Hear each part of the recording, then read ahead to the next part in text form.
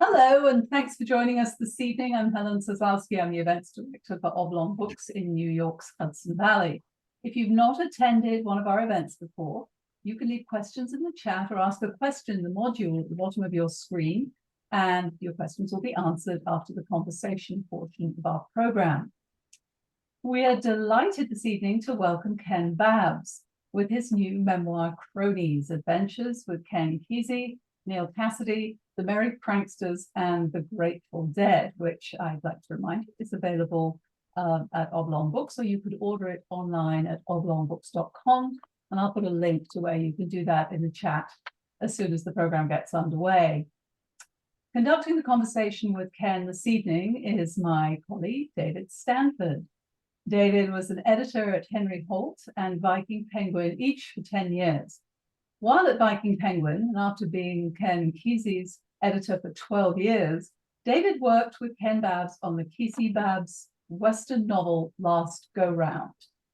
He later lent an editorial hand on Ken's Vietnam novel Who Shot the Water Buffalo, as well as on Cronies. As a neo-prankster himself, David spent many happy hours riding on the roof of the good ship Further, including its journey across the UK to perform Kesey's Millennium play, Where's Merlin? He's been a freelance editor for the past 25 years, 5 of which we have been lucky enough to have him also working with us at Oblong Books. Hi, David. Hey, thank you.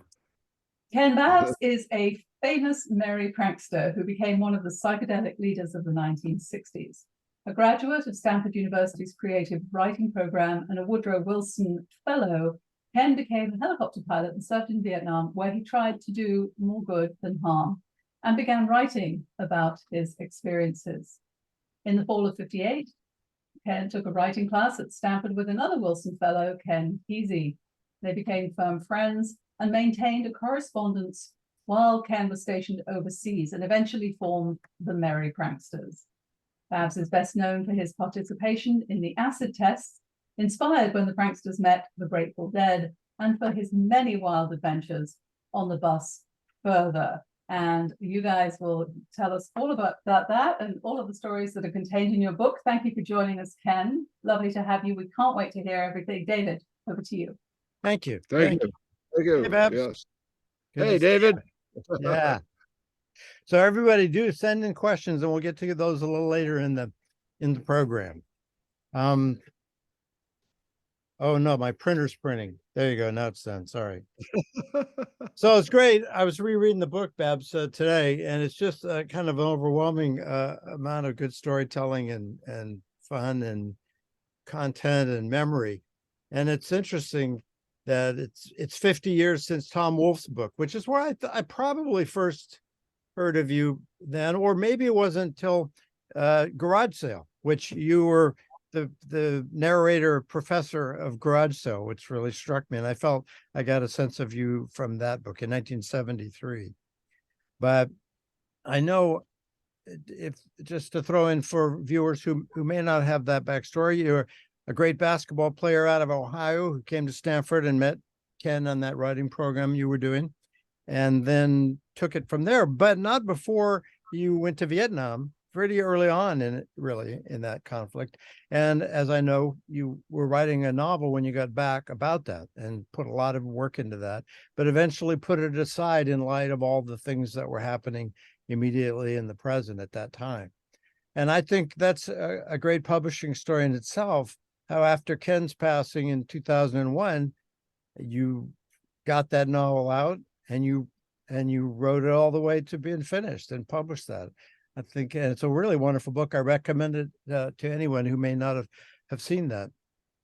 And then when you said you were writing a burlesque memoir, I was intrigued because I didn't, I thought, well, burlesque show, what is that? So you helpfully in the beginning of your book provide a reminder of what a burlesque is, an historical accounting with additions, exaggerations, embellishments, and inventions. See Diedrich Knickerbocker's History of New York City by Washington Irving. So how was that process? How was it revisiting this huge part of your life to write this book? Well, my wife taught English in high school, AP English to her best students, and she brought me in every time when she was teaching Kesey's book, Sometimes a Great Notion and Who Flew Over the Cuckoo's Nest. And before I'd go into her class, I'd make notes and to remind me of things that I wanted to talk about. And then later on, I happened to come across those notes. And oh my gosh, these were real good. And I thought, hey, I can put these together that just like the notes are, embellish them and add on to them and make them turn them into each one into a story. And that's what they became. So, Cronies is the book that came out of it.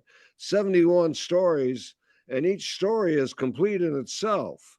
And I don't really come in to talk too much about the chronology of it, but I did put them in the order of which the things were taking place. From 1958 to when I met Kesey at Stanford to 2001 when he died. So it's quite a book of each story is complete in itself, 71 stories, and it runs through time, through that period of time without me really saying that. That's true. They're just their stories. They're just good stories with funny things woven in. I like that you use as a kind of a through line. Each story begins with a quote from Kesey or you or Neal or Cassady or some person in your life that just sort of puts a through line on it. I thought that was a nice way to do it. Yeah, that was good, and it was supposed to introduce the story in a funny way by, like you say, having some relationship to the story, the Yeah. different quotes. Yeah, they kind of shed a little light on what's about to be said, I guess. Have you been talking about the book much? Have you gone out and done events for it? Yeah, I do readings every once in a while, different places. Our main place in Eugene is Tsunami Books, which is a bookstore in downtown Eugene, run by a good friend of mine, Scott Landfield. Yeah, And every once in a while, I'll go in there and do a reading, and it's a good thing to do because the stories I can just pick out a story and read it, yeah, and yeah, then talk about it. And the best part is actually questions and answers yeah. from people in the audience. So I like that the best part of the reading session. Let me expand on what you said because I made a mental note to do that. For those of you who may not have seen this book, it is a beautiful book. It's Scott is a great guy, and Tsunami is a wonderful bookstore, used and new, and also filled with events and readings and music. It's really a wonderful, important part of Eugene. And he's been there for quite a while. But with this book, as Scott decided to launch a publishing company, an imprint, and this is the first book published by Tsunami Books as book, and it couldn't have been more beautiful, more well done, and it's been selling really well. And so I recommend that again for both reasons. If you're ever in Eugene, go to Tsunami Books. Just like if you went to Portland, you'd go to Powell's or City Light. That's very true. You should go to Tsunami. That's the place. Yeah, that book turned out really well. It's really a high quality book.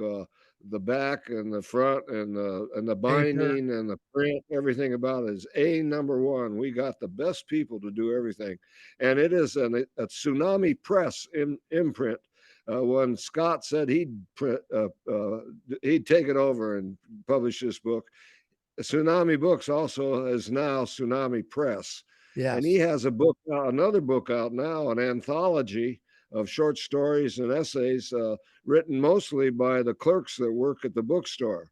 And I have a story in there too. Oh, you got one in there? Good, good. I thought Yeah, that was a great idea. Life. It's called Farm Life. It's told from a point of view of a 15-year-old boy working on the farm. And at one point, he has to take his dad's heifer over to this other farm to get it bred. And he's sitting on the fence with this other 15-year-old girl, and they're watching the bull and the heifer go at it. And finally, the boy says, "Oh," he says, "I wish I was doing that." And the girl says, "Well, go ahead. It's your heifer." It's funny you remind me that I thought that idea was great because, as Helen mentioned, I worked at Oblong for 5 years. I stopped when COVID came, but I loved working there, and I loved one day a week just talking to people and using all the weird esoteric things that I happen to know would come into play if the right person walks in and asks the right question. So I love that. And when Scott said that was the first anthology that Tsunami is doing, I thought, what a good place to start with the bookstore itself, at least by people who work there. Exactly right. And hey, we got another great event coming up, a yearly event, which is the book fair at the Lane County Fairgrounds in December, which authors from all over the state have a table and their books out there and everything. And so Scott is going to have a big booth there. And I'm going to be in the booth with him, and we're going to push Cronies there. Excellent. Excellent. Yeah. I kind of hope you guys never do a paperback because the hardcover is so beautiful. It's just, just keep going. Oh yeah. I think we will. I think he's sold out one printing. I think he's sold out two now, and he's ready to get third printing published. Excellent. That's great. Yeah. Hey, one of the things you remind me of, reading through it, sometimes you tell stories, some of which readers who know you and Kesey and guys' adventures will recognize, that, but there's plenty of other things that, it's just something else that you never heard of, just something that happened to you or other people. I love that. And I love the feeling of, you know how it is, of revisiting your own past through revisiting someone else's in the same time period. Like for me, Kesey's Demon Box was sort of like that. That was sort of like reliving the 70s. That was sort of like, these are trips that happened, that would fire off the memory. And I thought your book fired off a lot of memories as well. I'm sure other people will feel that same way. Oh, I'm glad to hear that. Yeah, because I tried to put a lot of stories in there of different times in the order that they happened, with different people. And, some of them are relatively famous. Yeah. Yeah, you're right. Like the Kentucky Mafia, Ed McClanahan and Gurney Norman and Wendell Berry, right? Is that who the Kentucky Mafia is? And those guys will pop up, and who you knew two of the three from Stanford, right? I don't know. Did Gurney go to the writing program as well? Or did you meet him? He did, but he was there after I was. I was gone when he was there. I was there with Wendell and Kesey. Yeah. And Wendell Berry and I still maintain a correspondence. He likes to write letters, and he writes just like he wrote all his book in longhand on yellow sheets of legal pads, high school notebook. 8.5 by 11, and he writes his letters on the same thing. Nice. Yeah. I talk to him every week. Oh, that's great. He's one of my favorite writers. Just amazing. Oh yeah. And I was sorry Ed passed. Ed McClanahan. I kind of discovered his work later, I guess, through you guys. And that was his stories. His books are just amazing mixtures too. Sometimes you can tell it's an actual event that he's talking about, and then sometimes it's a flight of fancy or something from his youth or something like that. But that last couple of books I thought were really strong. Kind of his hits. Yeah, I recommend. Really true. What's that last was called? Immortality Doesn't Last Forever. I think that was the last title. One of the things that I've always admired about you is in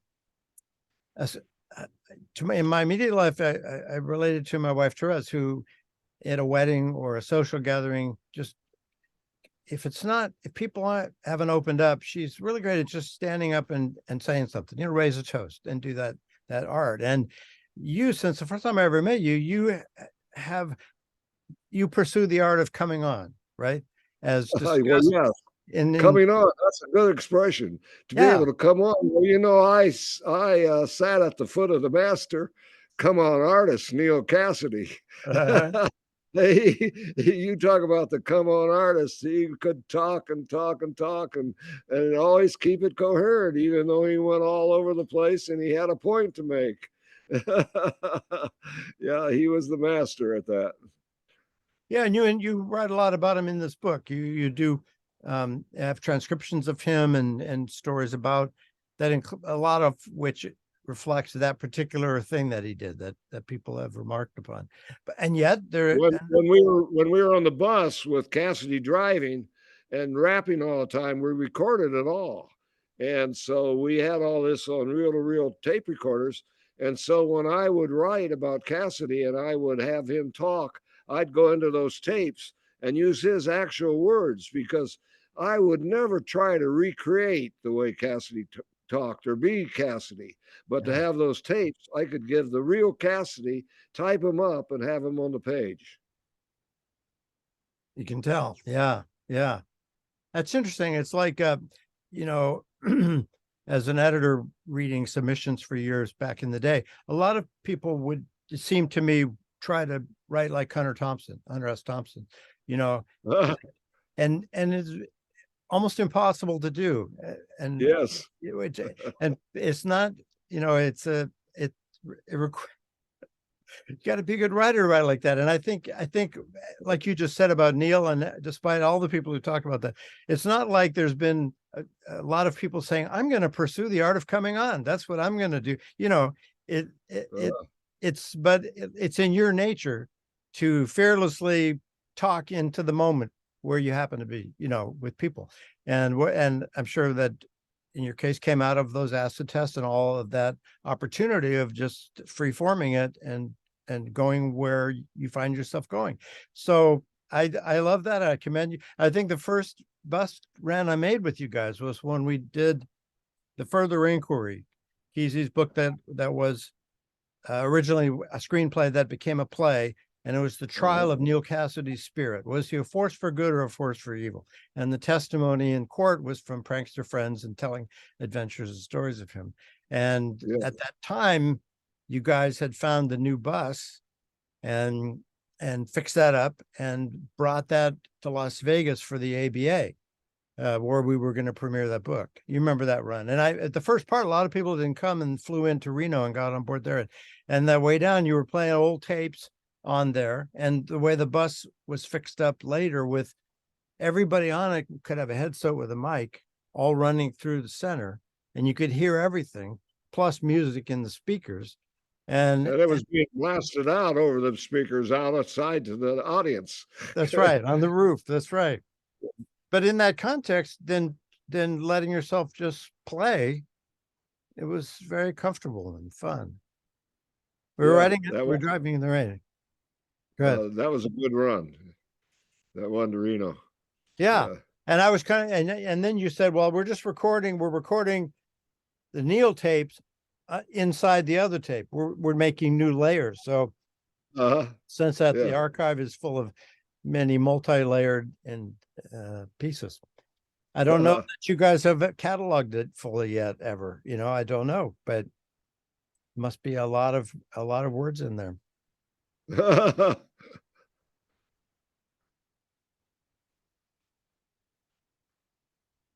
So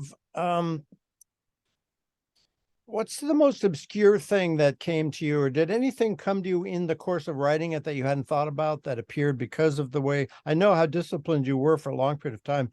It seemed like you were just working on it all the time. Did things surprise you, or did you remember things that you'd forgotten? What are you talking about? The book, CRONIES, when you're, you know, storytelling your way through all those years. What about it? Well, was there anything that you had completely forgotten about that popped into your mind? You got me. Well, fair enough. I can't remember. Like I said, I had all those notes to rely on that I'd made for Eileen's class. Yeah. And then I would just start writing the story.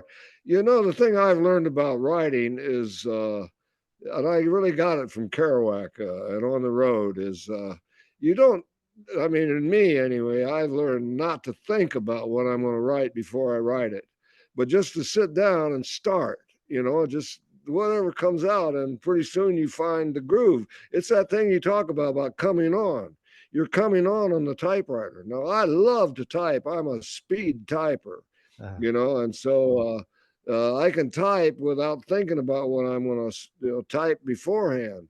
and it's a lot like a jazz saxophone player, who doesn't have a script or a score in front of him. He follows all the notes. He just follows whatever's coming up, in his own integrity and his own innovation. And so I write in exactly the same way. I don't ever think about what I'm going to write before I write. Yeah. Oh, that's good. I know it's goofy, but I'll tell you another important thing about this method of writing is you have to do a lot of editing, and even Kerouac did a lot of editing. But no, and that really what smooths it out and makes it seem like, it's been like a regular guy writing. You can fake it then. Yeah. Have you been writing lately? I keep a journal, and I write in that journal pretty much, and just thoughts and different ideas and goofs and stuff like that, just to keep my hand in. And then letter to, of course, to Wendell. That's about the only guy I write letters to anymore since Ed died. Yeah. Yeah, I like to keep my hand in it all the time. Well, I remember over the years when I've talked to you and I asked what you were reading, you seem to me to have really interesting and eclectic reading pattern or whatever. Like it's not always like the latest book that's out now. How do you chart your reading path? How does it happen what you read? Well, I like books that have adventure in them. I like dialogue, and I like a good plot. And so I read not really the most popular fiction writers, but I read nothing but fiction. Who am I reading right now? Oh God, what's his name? Oh, there he is, Philip Kerr, Kerr.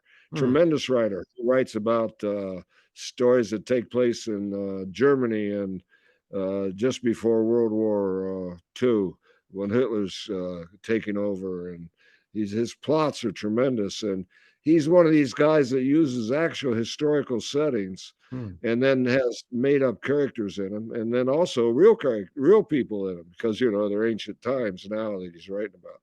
Philip Kerr, Kerr. He's terrific.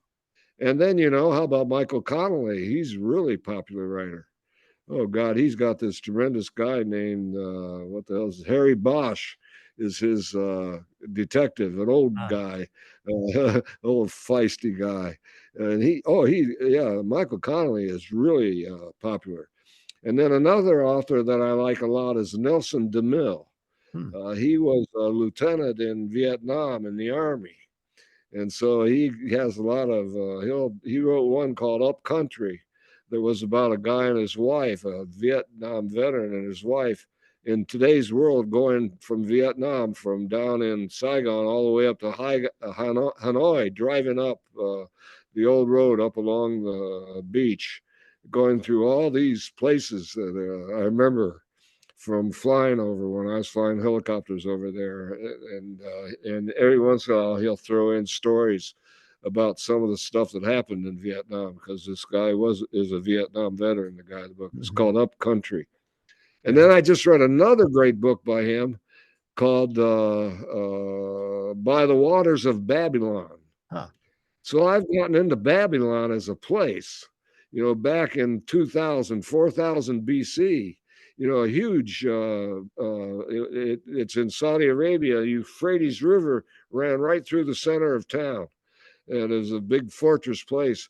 At one time, they went down to Jerusalem and captured all the Jews, took them up there and kept them in Babylon captive for 70 years until Nebuchadnezzar came from the east and attacked and released them all.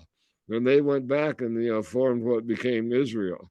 This stuff that's happening in Israel right now is so interesting. It's so biblical. So reading a book like that, By the Rivers of Babylon, which so much of old Israel takes place, and even Israel later on, when they're fighting their wars and protecting their land from the invaders all the time, and then seeing it on the news, it's really good. Yeah, It's then and now right together. Yeah. Did you, when you were working on your Vietnam novel, did you read a lot of Vietnam novels, or did you stay away from what other people had written? Oh, I didn't read any other Vietnam novels that I can think of, but I'm reading one now. What the hell's it called? I can't even remember. I'll think of it later. Oh, I know what it was. I got it. Philip Caputo. Oh, yeah. Yeah, he's real good. Horn of Uh, Africa, I remember he wrote. dispatches from Oh, Vietnam. oh, Yeah, that's real good. I'm that's reading that now. Michael Herr, I think. Right. No, it's Caputo, I think he's isn't Horn of it? Africa, I think. You know, the reason I think that, Oh, what I noticed when I first got to Holt in 1979, and I was working the slush pile and looking at all the submissions and inquiries, there were a lot of veterans writing about Vietnam. And at that time, the publishing industry was not interested in that. It didn't think people wanted to hear that. That was my perception, because that's everyone was, no one wants this too, and that book, Dispatches, and Tim O'Brien, the things they carried, there were a few that's a books that came tremendous book. out, right? Yeah, And yeah. then they was sort of like, oh, so then more Vietnam writing got published, but there was a mental block in the publishing world itself that thought people, sort of like, also people, when I got there, I'd been working on my cousin's farm for a while. Like, people don't want to read about agriculture. They don't want to read about farm. That idea was there too. So publishing is odd, the way it changes. You've seen you've been dealing with a lot of publishers. But Ken, one more thing I wanted to ask you about your longtime partnership with Kesey, because you guys, that's a long time that you were friends, and you did so many things together. And as I, got to know you guys first through working, I admired the way that you in the end, the story of what you guys were doing and what Ken, as a writer, was doing, was just way bigger than writing. There was all kinds of other stuff going on, a lot of which was really fun, like his passion for theater. There was the show Twister that I traveled with, but I wasn't part of that at all, but I admired it. And you were Frankenstein and Dorothy, the Wizard of Oz. It was this really mishmash of complicated known elements rewritten to form a portrait of the sense of doom and disaster that was in the world at that time. And Yes. it was just like, you guys just did it all, built the sets, did the costumes, packed it up and drove around and performed it. And I Yeah, thought, you even went to England, all over the British Isles with it. well, no, that was Where's Merlin? That was another Oh, play, that's Where's Merlin. Yeah, that right? came after that. That's right. I forgot that. Yeah. And in that one, Another whole. and you had this fantastic 19th century magic trick that you were in the center of, that required big props and all of that. Oh yeah, the headless guy, when he came jumping out and popped out of the chair, that was quite a prop. That Yeah, was good. For most of the play, Yeah. that was just his head, and then suddenly you spoke, but it was like, you guys are like a circus troupe, really, like a, traveling really. circus, more than anything else I can think of. Town to When town, we were different people. when we were in Dublin and I was hiding in the chair and it came time for me to pop out of the chair, I came out too hard and I went right out of the chair and off the stage and right into the lap of some guy sitting in the front row. You weren't wearing a Viking helmet, were you? No, a crown? Yeah. Something. Points ahead. Yeah. No, all that energy. And then also with this, the bus story, and which you write about some in Cronies as well, and the time in Mexico, the 5 or 6 months in exile in Mexico, hiding out. Because Wolf had written about that and it had come up. But don't freeze on me, brain. Don't make me do this. Hold on. I was gonna say this. Okay. So the movie that you guys shot on the bus trip, in the New York main bus thing. So by the time I came along, this had been an ongoing project for decades, really.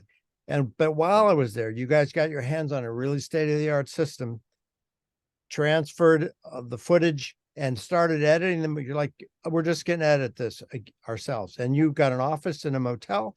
And for months, maybe a couple of years, you were editing the bus movie. And not only that, but then in parts, publishing and distributing it as VHSs. Yes. Right. And what was amazing about this, see, here's the artistry you guys were doing. Each one is VHS, is hand labeled, and each box is hand dipped into paint so that all of these were unique and artistic and signed, right? Yes. And the rules you guys put out, which I was impressed by, was if you want it, just tell us and we'll mail it to you and then send us the money. You know, we'll just trust you. And right. And I thought that was so great. And it seemed like it worked pretty well. By then we had an office where we were producing these things. And then we'd put on our website that we had them. And if you sent us an email with your address, we would send you the VHS tape and you would mail us back $20. That's right. And so some guy was there in the office one day and he says, how does that work? He says, I said, it works good. Why? He says, well, do you keep track or anything? I said, no, I just take the money and put it in the bank. I said, we don't keep track of anything. Yeah. Oh, that was marvelous. And you guys, and that's the other piece of it. You guys were pretty early in going online. And I remember that. Oh, really? You both of you would answer anybody who emailed you. Yeah. About anything. And Kesey's son, Zane, he runs that whole outfit now of those tapes and everything, but he's transferred them all to DVDs, those VHS tapes. And so you can go to key-z.com and order those old bus trips. And they're the actual bus trips that we took to New York and back into England that we edited and put together ourselves. Yeah, you might have heard about this movie called Magic Trip by this guy that was kind of a botched job, his own version of our bus trip, that he got into Zane and he got into the tapes and the old footage and made his own movie, which was a real I didn't like it at all. I didn't like the guy at all for doing that, but what can you do? It happened. Yeah. And you guys did do your own. The way you kind of broke through was by having the original bus footage, but then building sets and having costumes and having yourselves narrate yourselves, explaining things that happened and filling in that story. I thought that was ingenious. And Kesey had the talking skeleton narrator. That was very good. No, it just fun. It seemed like every time I've ever hung out with you guys, you were having a fun working on things and with and you have a lot of friends that you've been having fun and working with for a long time, right? A lot of you're not prankster folks ended up in Oregon around you guys. It's really nice. Yeah, so, we were lucky too to get to know the Grateful Dead and hang out with them and do stuff with them for years and years. Yeah, when they showed up, we were doing this show called The Acid Test because we were editing the bus movie at Kesey's house, and we'd show what we edited on Saturday nights, and people heard about it, and they started pouring into his house on Saturday nights, creating a huge mess. So we decided to rent halls and show it. And then at one of these halls, one of the early ones, in fact, it was at my house in Santa Cruz, this band showed up and started playing, these four guys. And then they just stayed with us for all the acid tests and became during one of the acid tests afterwards, got their name, the Grateful Dead, and then went on to become the phenomenon that they are and were. Yeah. And you guys had, it seemed like a lot of, talk about that Sunshine Daydream. That was a long time coming, that concert, and you guys were involved in that. Remember the first Veneta benefit for the Creamery for Ken's brother? Oh yeah, we called that. Yeah, that's the movie that came out of that. Yeah, that was a benefit for the Springfield Creamery needing some money, and the Grateful Dead came and played, and it was out in the field in Veneta, Oregon, and I don't know, 20, 30,000 people showed up on the hottest day ever in Eugene, Oregon, over 101, 2, 4 degrees, all from noon till dark. And man, when that sun went down and the beaming in on the band, and their strings were all out of tune, and the drums heads were all bloated, God, and they did Dark Star, the best Dark Star ever, voted every year by Deadheads. It was so out of tune and crazy and out there, and it went on forever. Yeah, that was good. And you and the narration, all of the water crisis drama was great. And just seeing everybody so young in the Oregon at that time, the Deadheads at that Well, time. and you can still get and if you out there and see that movie, you can get it from Zane Kesey, Sunshine Yeah. Daydream. He's still Yep. selling on DVD now. And then do you remember, like, in the period when I came on board at Viking, then the second decadal field trip was planned, and then Garcia got sick and it got canceled. But you guys had been putting together, there was the headliner show with the Grateful Dead, and then there was the toe liner or the footliner, the show, which was going to be on a big portable stage at the back of the field. And when the main event was canceled, you guys went ahead and held it out at the farm, at Kesey's farm. And that was, what a wonderful day of poets and dancers and all kinds of performers from all over the place. You had tryouts for months to get those people. And Robert Hunter came and performed solo. And it also, by the tiniest buried detail, was the pub date for Kesey's novel Sailor Song, which he was buried. That was what I was, proud of and trying to push. But it was another great, let's just make it happen. That same theatrical spirit of Spanky and our gang of doing the show. Yes, that's right. Yeah, that was a great scene down there in back, what he called the swamp. It wasn't really a swamp. He called it that. But way back at the back of his property, in the shade and the trees, and built a stage back there. Yeah, that went on all day long. And then he had an Indian tribe come too, the Siletz Indians from out in the coast. They came and did a whole performance. Yeah. There's all kinds of stuff. I just was looking, the other thing, like the Spit in the Ocean, right? The magazine, 7 volumes, the literary journal that came out every few years. Oh, yeah. Kesey and I did that back in the 70s. Right? Yeah.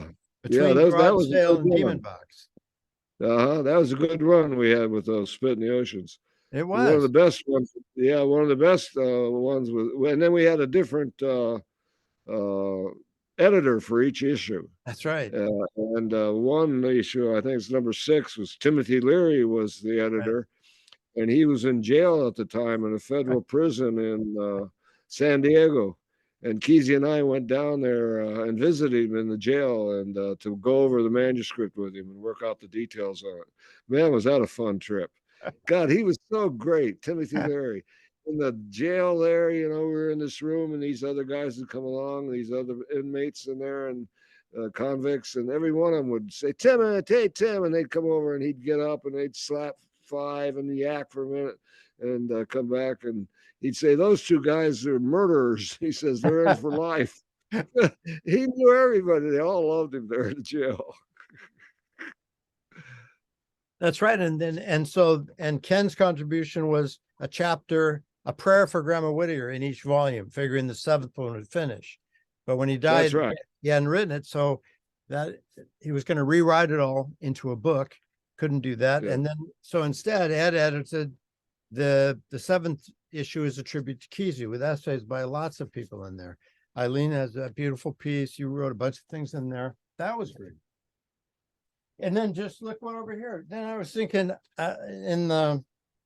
in terms of the acid test you mentioned, you remember the Sound City was a young recording studio that had opened in San Francisco, and they came. Oh, yeah. Guys, sure. And you gave me this reissued recently on vinyl, the Sound City acid test, beautifully done.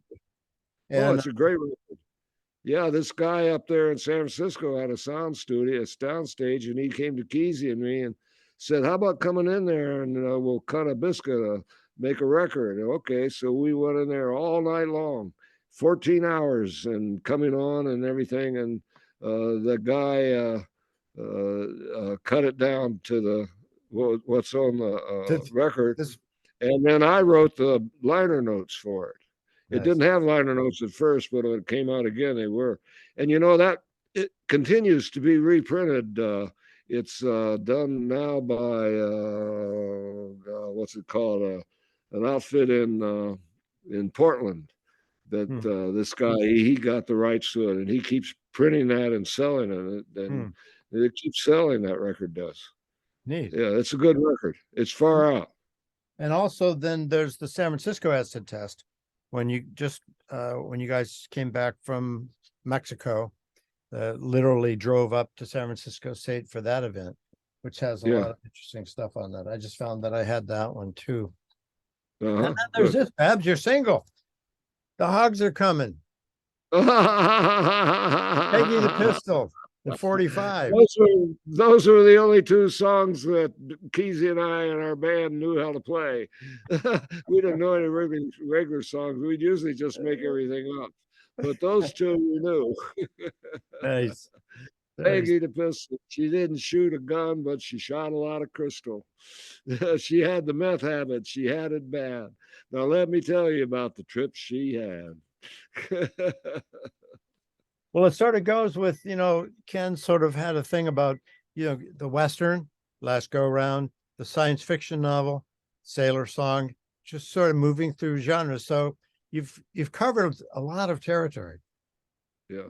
Yeah, And then also I should mention this book that you did with Charles Perry, right? Paul Perry. Yeah, Paul Perry, yeah. Which was early. Yeah. That was an early contribution to the literature. And then I was going to mention this. Now, Tsunami, you've done a number of booklets with Tsunami. Tsunami does really nice booklets. And, you've done a number of that. One of those was part of Who Killed the Water Buffalo, right? And a kind of an advanced piece of that. Yeah. And then Twister, like we were saying, the one about the end of disease and all that, pestilence, and that ended up in a box. Yeah. But when I first we're working with you guys, and Ken was like, well, it has to look like a book, but when you open it, it's a video, and then there's a paperback book over here, and you can sell it. Viking can sell it as a hardcover, and then it'll be on the shelf. But I couldn't sell that in the house. It didn't go. So you're a trombone player. Talk about that. You still play, right? You're at the Wow Hall last week or something, right? Oh yeah. We have this great band called Terrapin Flyer from Chicago that I've played with for years. I first played with them in Chicago when I was there in this little bar, a little tiny stage, and got to know these guys. Doug Hagman's the lead guy, and all of them. Josh, tremendous guitar player. Their whole band is fantastic, and they've gotten better every year. So every time they come to town, I do a number with them.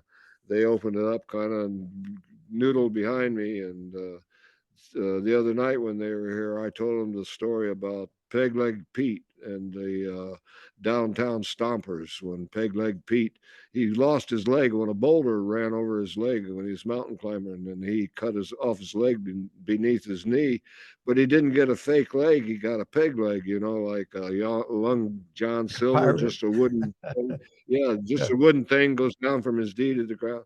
And that's how he got his name, Peg Leg Pete. And he'd use that peg leg all the time when he was dancing, stomping and everything. You had to stay out of his way because he'd stomp on you with that peg leg. He'd break your foot.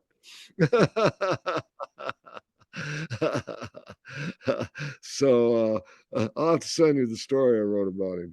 I wrote a little short story about him, and I read that at the last week when Terrapin Flyer came to town. And I read it while they were backing me up with the music behind it. Nice. Yeah, it was. It really went over good. Okay, now I have been ignoring my job here and looking at these questions. So let's go to some questions here. Let's see. Oh. Okay. Back to Vietnam for a minute. Did you read Matterhorn by Karl Marlantes? I remember it was a great, big, gigantic Vietnam book.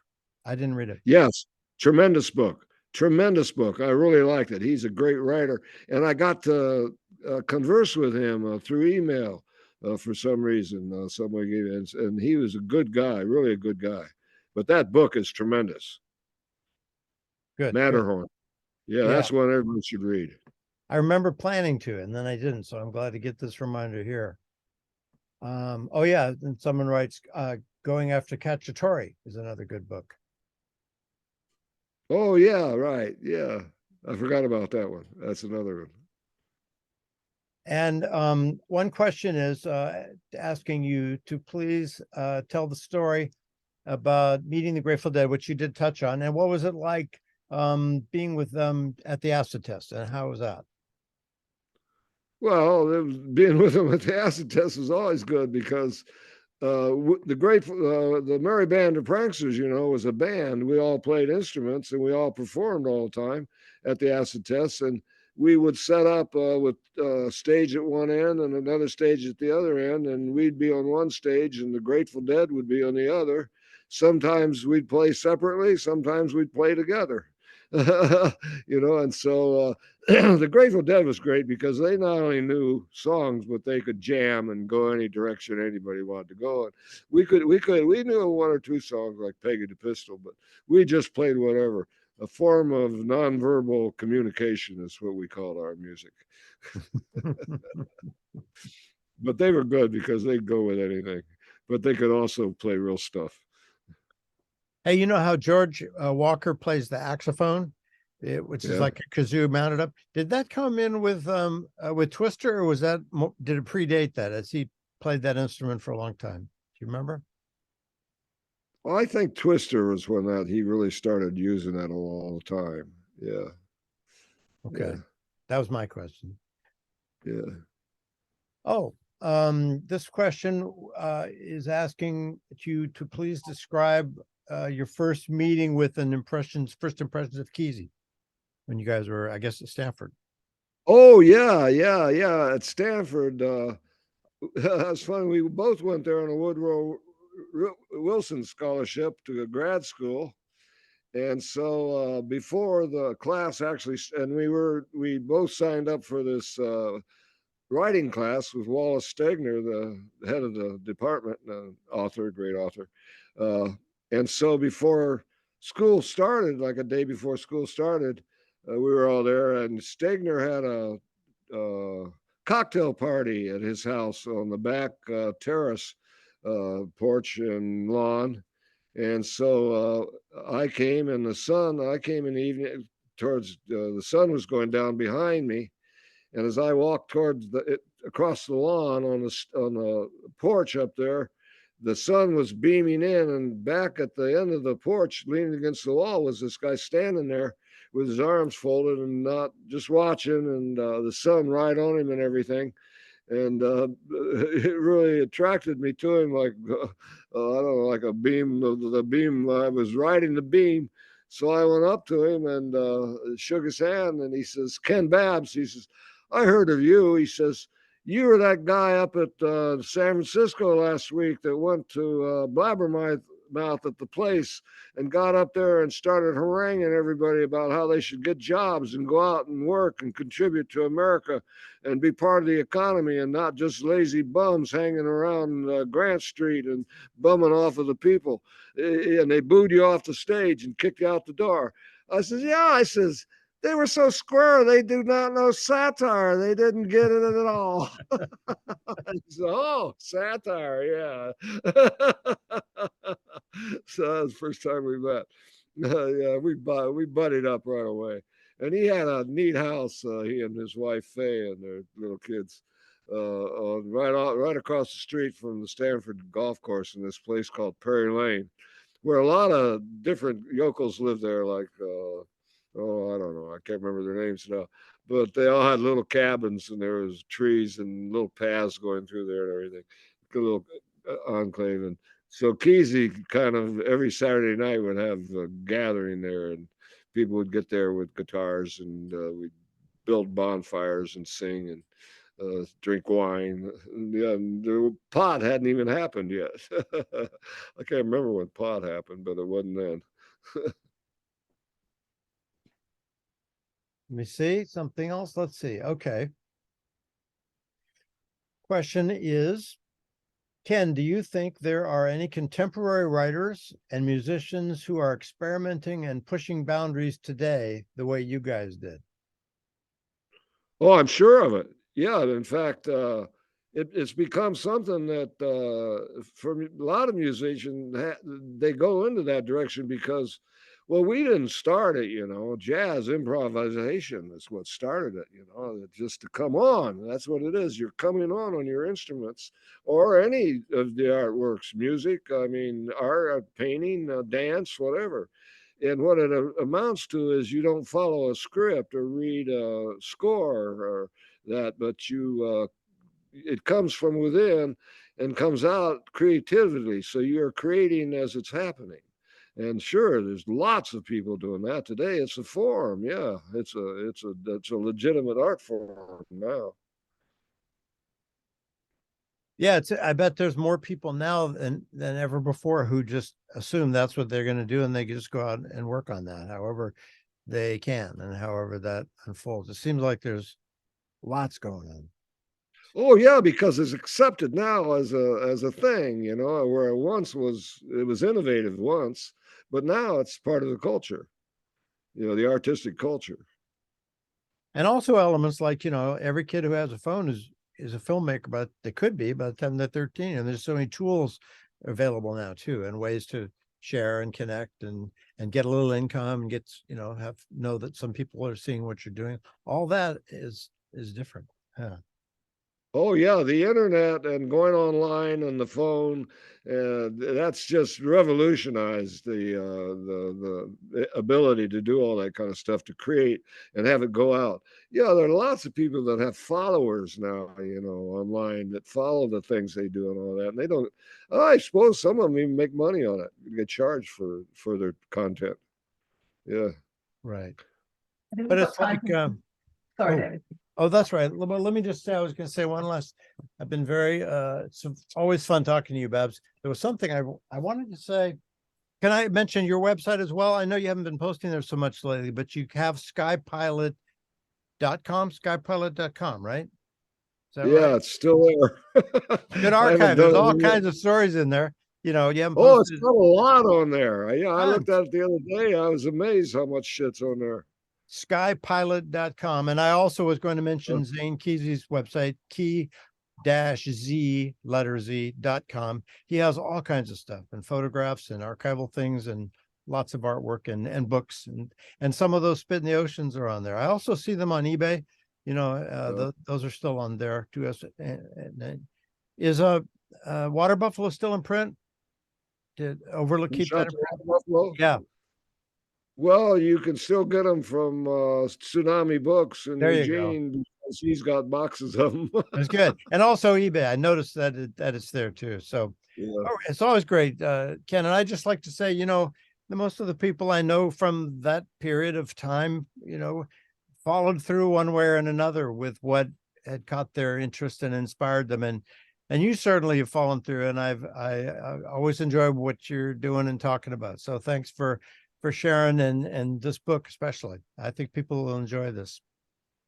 Cronies. Cronies. Yes. Tsunami Books, Tsunami Press.